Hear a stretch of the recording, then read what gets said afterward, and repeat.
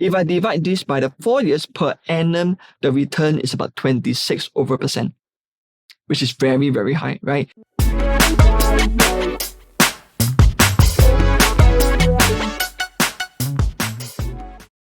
Hi, today I'm going to share with you how to calculate your return on equity for your property investments. Now, first and foremost, what is return on equity? Well, in the more layman terms, it's known as cash on cash returns, which means to say that we are trying to calculate what is the percentage of the returns based on whatever money that you're putting in to invest in the property versus the amount of profits that you're getting back when you sell the property. Right? What's the percentage of your returns? So first thing first, right? When we talk about this, there is a bit of difference between return on equity versus return on investment. All right. So a lot of people talk about return on investment, which is your ROI. And in property terms, usually we don't use return on investment. The reason being is because most of us, when we buy properties, we do not use full cash to buy a property. Right, so unless you're using full cash, let's say you're buying a 2 million property, you pay everything in full using cash, then yes, you can use return on investment, all right, on the whole property figure because you're paying everything in full cash. However, today, if you're actually taking a bank loan, which most of us will, right, let's say you take a 75% loan, then you're only paying 25% upfront. If you add your stamp duty, maybe another 4 or 5%, that is when your equity that you're paying out is less than 30% of the property purchase price, right? So which is why when we buy a 2 million property, you're not actually using 2 million to buy. You're using only, 29 to 30% of that 2 million to buy the property, and you leverage on the bank loan in order to generate a higher return. All right, so right here, right now, I'm going to share with you the formula to calculate your return on equity. All right, the formula is very, very simple.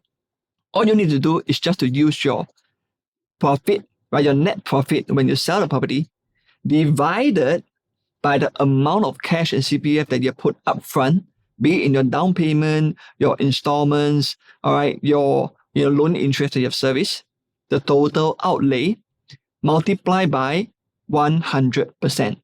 All right, so I repeat again, the net profit divided by the amount of cash and CPF you have used, overall, the total outlay, multiply by 100%.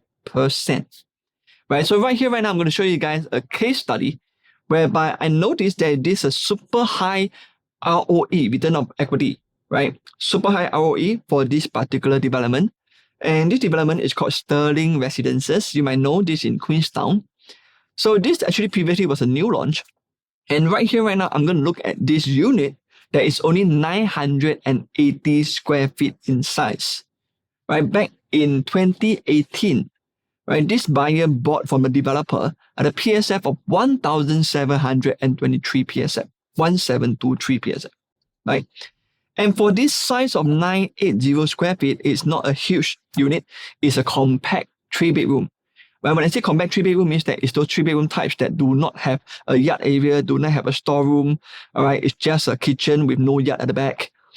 This unit made a net profit of $512,000. Right, it was sold at 2,246 PSF in the resale market. Okay, so that is insane, right? $512,000 profit in the space of just 4 years.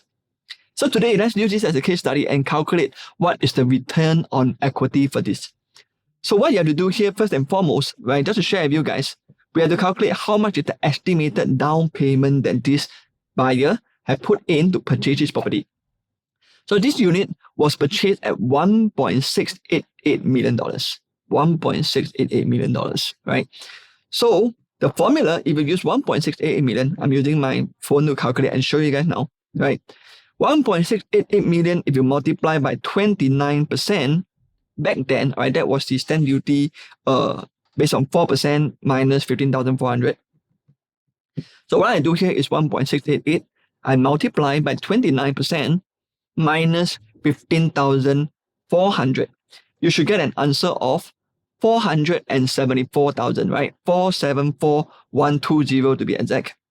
Okay, so this is the amount of down payment that this buyer had put in, right?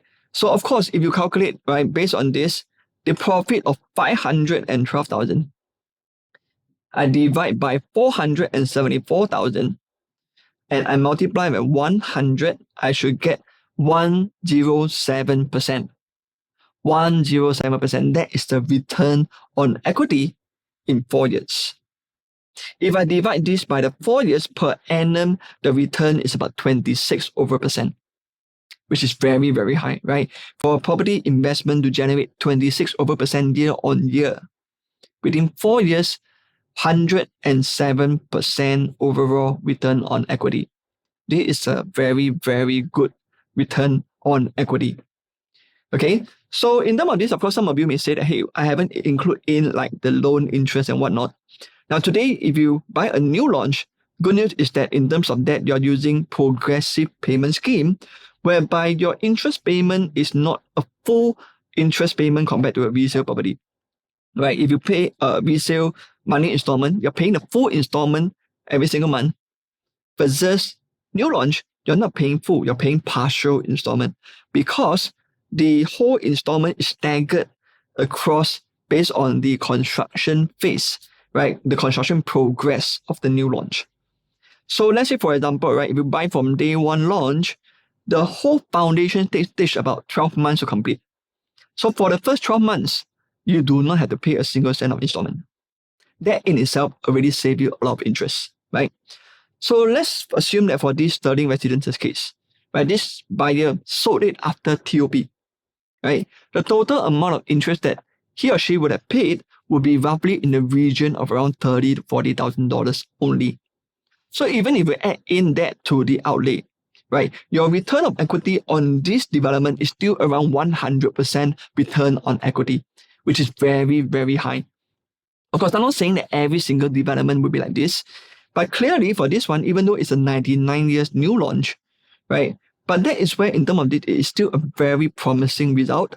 And of course, if we talk about most other typical new launches, the return on equity that we're expecting would be around 50 to 60% on average, right? So to be very fair, this 100% return on equity is considered beyond the norm, right? It's still quite, I would say, a very, very exceeding expectations kind of results.